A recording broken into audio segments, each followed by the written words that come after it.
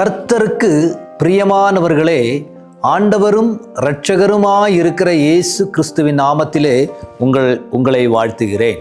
இந்த நல்ல காலை நேரத்தில் தேவனுடைய வார்த்தையோடு உங்களை சந்திப்பதில் மிக்க மகிழ்ச்சியாக இருக்கிறேன்.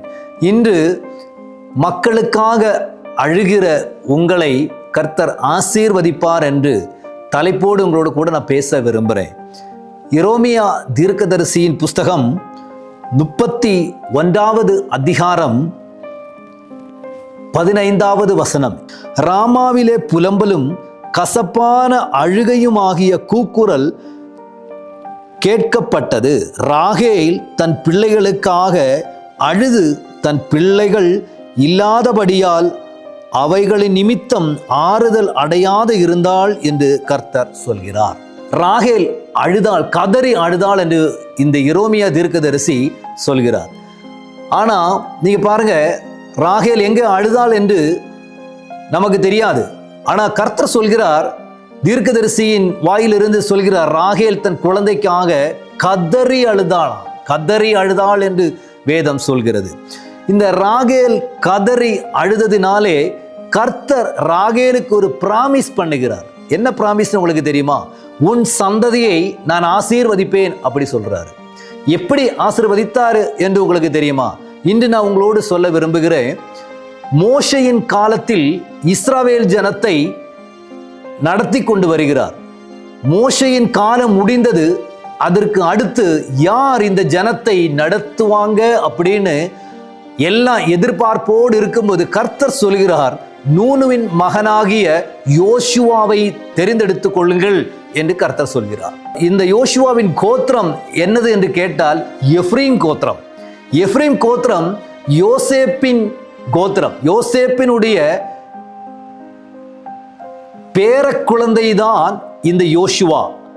அப்போ ராகேலினுடைய அந்த வம்ச பாரம்பரியத்தில் யோசேப்பு வர்றார். யோசேப்புக்கு அடுத்து அவனுடைய பேர பிள்ளைகள் வரும்போது, மோசேயின் காலம் முடிந்து வரும்போது ஆண்டவர் சொல்றார், இந்த குழந்தைகளுக்காக தலைமுறைக்காக அழுத சில கண்ணீரின் கூக்குரல் சப்தம் என் காதில் இருக்கிறது. அதனால் மோசேயின் காலத்துக்கு அடுத்தபடியாக நூனுவின் மகனான யோசுவாவை தெரிந்து கொள்ளுங்கள் என்று கர்த்தர் சொல்கிறார். அந்த கர்த்தருடைய ப்ராமிஸை கர்த்தர் அங்கே நிறைவேற்றுகிறார்.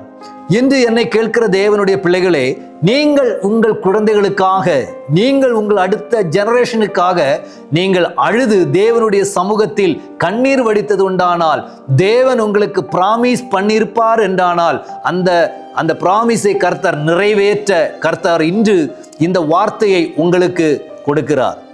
தேவன் உங்களிடத்தில் சொன்னதை கர்த்தர் நிறைவேற்றும் அளவு கர்த்தர் உண்மை உள்ளவராக இருக்கிறார். அந்த ராகேலின் கண்ணீருக்கு பதிலாக அந்த இடத்தில் மோசேக்கு அடுத்து யோசுவா வந்தது போல உங்களுடைய அடுத்த ஜெனரேஷனையும் கர்த்தர் மறந்து போகாமல் உங்களுடைய கண்ணீருக்கு பதில் கொடுத்து உங்களுடைய தலைமுறையை கர்த்தர் ஆசீர்வதிக்க அவர் விரும்புகிறார். அதனால் இன்று முதல் உங்களுடைய தலைமுறைகளுக்காக, உங்களுடைய பிள்ளைகளுக்காக, உங்களுடைய உறவினர்களுக்காக நீங்கள் ஜெபிப்பது வீணாகாது. கர்த்தர் அதற்கு பதில் கொடுப்பார் என்று நான் உங்களோடு சொல்ல விரும்புகிறேன். நீங்கள் அதற்காக குழந்தைகளுக்காக ஜெபிப்பீர்களா? உங்களுடைய தலைமுறையை ஆவிக்குரிய வாழ்க்கையில் கொண்டு வருவதற்காக நீங்கள் ஜெபிப்பீர்களா? கர்த்தர் கண்டிப்பாக, நிச்சயமாக உங்களுடைய அடுத்த தலைமுறையை கர்த்தர் ஆசீர்வாதத்தோடு, உங்களுடைய கண்ணீரின் பதில் உங்களுடைய தலைமுறைக்கு கர்த்தர் பதில் கொடுப்பார் என்று சொல்லுகிறேன். ஜெபிப்போமா? கர்த்தர் நாம் தலைமுறையை ஆசீர்வதிக்கட்டும். நல்ல ஆண்டவரே, இந்த நல்ல நேரத்திற்காக நாங்கள் உங்க ஜெபிக்கிறோம் ஏசப்பா. ஆண்டவரே, நாங்கள் இன்று உரைக்கப்பட்ட வசனத்தின்படி ஆண்டவரே, இந்த என்னோடு சேர்ந்து தன்னுடைய குழந்தைகளுக்காக, தன்னுடைய சகோதரர்களுக்காக அழுது ஜெபிக்கிற தன்னுடைய ஒவ்வொரு பிள்ளைகளின் கண்ணீருக்கு பதிலாக என் தேவன் ஆண்டவரே அவர்கள் தலைமுறைகளை ஆசீர்வதித்து தேசத்தில் நிறுத்தும்படிக்காய் நான் ஜெபிக்கிறேன். அப்பன் அப்படி செய்வதற்காய் ஸ்தோத்திரம். இயேசுவின் நாமத்தில் எங்கள் பிதாவே, ஆமென், ஆமென். God bless you. கர்த்தர் உங்களை ஆசீர்வதிப்பாராக. ஆமென்.